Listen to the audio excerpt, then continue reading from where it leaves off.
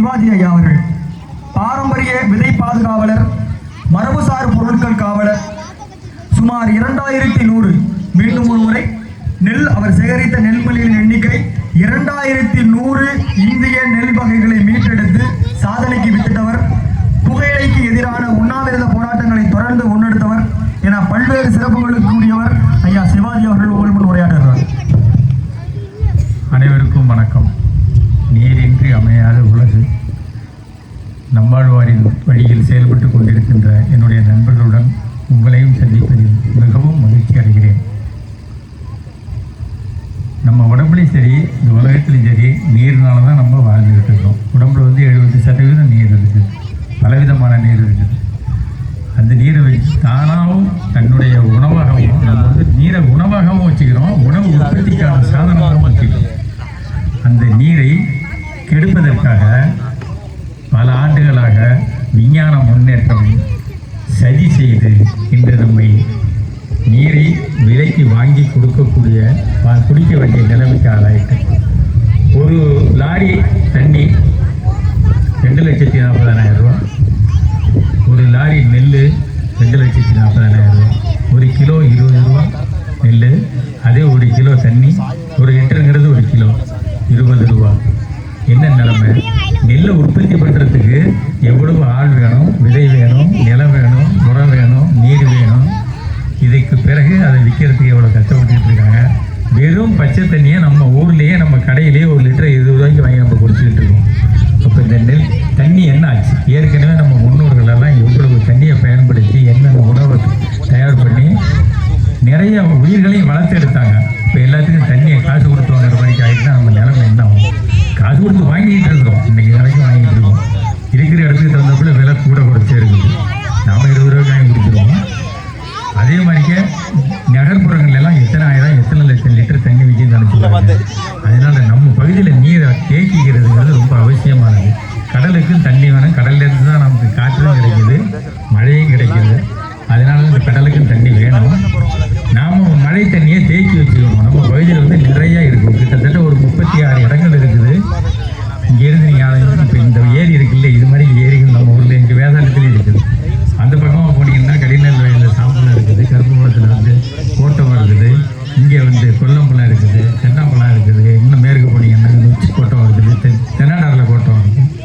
அங்கே மாப்பிள்ளைபுரம் கோட்டம் இருக்குது, வானங்கோட்டம் இருக்குது, வடக்க வண்டலில் இருக்குது கோட்டம் இருக்குது, நாககுடையானுக்கு அடுத்தப்பில் இருக்குது, கள்ளிமூடு வரைக்கும் நிறைய தண்ணி. டிஎம்சி கணக்கில் நம்ம தண்ணியை தேக்கி வைக்கிறதுக்கான வாய்ப்புகள் இருக்குது. தண்ணி பற்றாக்குறைங்கிறது இங்கே கிடையாது. நாம் தண்ணியை தேக்கிக்கிறது கிடையாது, அதை பற்றி கண்டுக்கிறதே இல்லை. தண்ணி தேங்கின இடங்கள்லாம் ஐயா சொன்ன மாதிரிக்க பாலித்தீன் குப்பைகளை கொட்டி வச்சுட்டு இருக்கிறாங்க. மூட்டை பிடிச்சிட்டு அந்த போட்டே இருக்குது. ரொம்ப சங்கடத்தை ஏற்படுத்திக்கிறாங்க. விஞ்ஞான முன்னேற்றம் என்பது இல்லை. இது விஞ்ஞானத்தினால நாம் அடைஞ்சிக்கிட்டு இருக்கிற பேரழிவு. அறிவியல் வளர்ச்சி கிடையாது, இது அறிவியல் வன்முறை பண்ணி நம்மளை காலி பண்ணிக்கிட்டு இருக்குது. எங்கள் தாத்தா 94 வயசில் செத்தார். வேட்டைக்காரன் நெருப்பில் போய் புளி வாங்கி தூக்கிக்கிட்டு நடந்து வந்தார். நாங்கள் வீட்டிலேருந்து 1 கிலோமீட்டர் ஆட்டோவுக்கு 50 ரூபா கொடுத்து வீட்டுக்கு போயிட்டுருக்கோம். இது முன்னேற்றமா? அவர் 94 வயசு வரைக்கும் வாழ்ந்தார். நாங்கள் எங்கள் அப்பா 80 வயசு, நாங்கள் 60 வயசுனாங்க. எங்கள் பிள்ளைங்கள்லாம் 25 வயசுலேயே நடக்கிறதுக்கு ஆரம்பிக்குது. என்ன இருக்குது? உடம்புல தெம்பு கிடையாது, சாப்பிட்ற ஆகாரம் சரியில்லை, உற்பத்தி பண்ணி சாப்பிட்றதில்லை, எல்லாம் வாங்கி திங்கிறதுலே இருக்கிறாங்க. உழைப்புக்கு தன்னுடைய உணவு உற்பத்தி பண்ணி சாப்பிடணும் அப்படிங்கிற வரைக்கும் பிள்ளைங்களுக்கு சொல்லிக் கொடுக்கணும். நான் பட்ட கஷ்டம் என் பிள்ளைங்க படப்படாதுன்னு சொல்லிட்டு எல்லாத்தையும் இங்கிலீஷ் மீடியத்தில் படிக்க வச்சுட்டு வச்சுக்காதீங்க யாரும். அதுகளுக்கு சாப்பாடு உற்பத்தி பண்ணுறதை பற்றி கற்றுக் கொடுங்க. அது எப்படி சாப்பாடு உற்பத்தி ஆகுது? நிறைய பேருக்கு பயிர்கள்லாம் தெரிய கிடையாது. எந்த கடையில் வாங்கினா கொடுக்குறாங்க, சாப்பிட்டுக்கிறாங்க. அப்படியே தான் ஓடிக்கிட்டு இருக்குது. எல்லாரும் கலெக்டர் ஆகணும், எல்லாரும் டாக்டர் ஆகணும்னு முயற்சி பண்ணாங்க. இந்த உழைப்பை யார் செலுத்துறது? நிறைய குழந்தைங்க பெற்றுக்கணும், எல்லாருக்கும் உழைப்பை சொல்லிக் கொடுக்கணும். பாடத்திட்டங்களில் உணவு உற்பத்தியாகவும் தண்ணியை காப்பாற்றிக்கிறதுக்கான விஷயங்களை சொல்லணும். முக்கியமாக நம்ம மண்ணையும் நீரையும் நஞ்சு இல்லாமல் அடுத்த தலைமுறைக்கு கடத்துகிற கருவி தான் நம்ம தவிர இந்த நிலத்தையும் தண்ணியை கெடுக்கிறதுக்கான அளவு நம்ம இருக்கக்கூடாது. எல்லோருமே நம்முடைய சொத்தாக இருக்கிற நீரையும் நிலத்தையும் பல உயிர்களையும் அடுத்த தலைமுறைக்கு கடத்துறதுக்கு பாடுபடணும்னு கேட்டு ஒரு சிறிய விண்ணப்பத்தோடு முடிச்சுக்கணும். கதிரவனை, காற்றை, மாரியை, மண்ணை, விண்ணை வணங்கி இயற்கையோடு வாழ்வோம். பாலூட்டும் தாய் மாங்காய் தின்றால் குழந்தைக்கு மாந்தம் வரும். மண்ணில் குருணை நெஞ்சிட்டால் ஊறுகின்ற கிணற்று நீர் நஞ்சாகும். காற்றில் பயிரில் நஞ்சடித்தால் உயிர் மூச்சும் நஞ்சாகும்.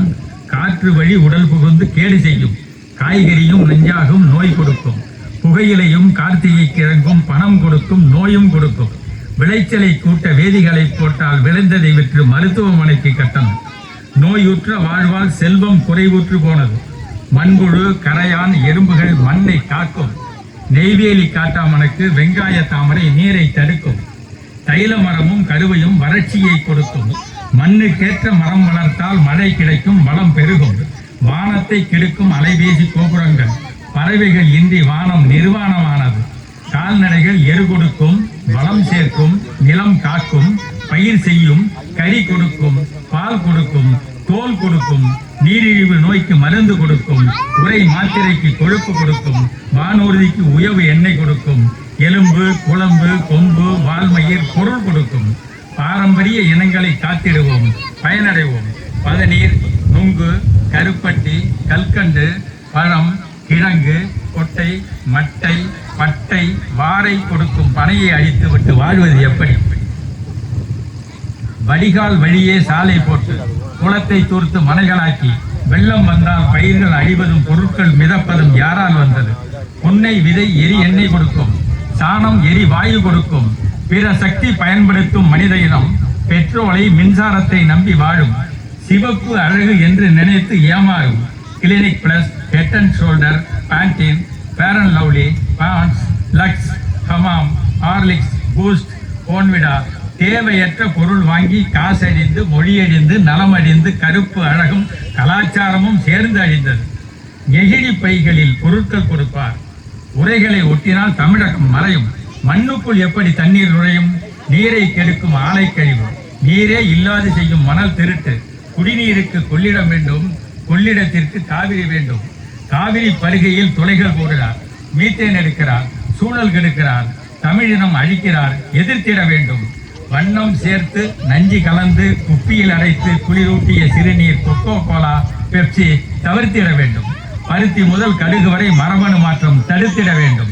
பாரம்பரிய விதைகள் காத்திட வேண்டும். ஆடு, மாடு, கோழி வளர்த்து கழிவில் கத்தரி, கொத்தவரை புடலை போட்டு மண்பானை சட்டி எடுத்து கருப்பரிசி சோறாக்கி குடலை மட்டையில் சாப்பிட்டு பாரு. நடக்கலாம், ஓடலாம், வெட்டலாம், கொத்தலாம், குழந்தை குட்டியோடு ஆடலாம், பாடலாம், அயர்ந்து தூங்கலாம், நோயின்றி வாழலாம், வயதானால் சாகலாம். மக்கும் குப்பையை உரமாக்குவோம். மக்காத குப்பையால் சாலை போடுவோம். மழை நீர் தேக்குவோம். பல்லுயிர் பெருக்குவோம். பொருள் உற்பத்தி செய்வோம். பண்டம் மாற்றுவோம். பழமை போற்றுவோம். விதைகளே பேராயுதம். பொழுதுண்டு அனைவரும் நலமுடன் வாழ நம்மாழ்வார் வழி நடப்போம். நன்றி, வணக்கம்.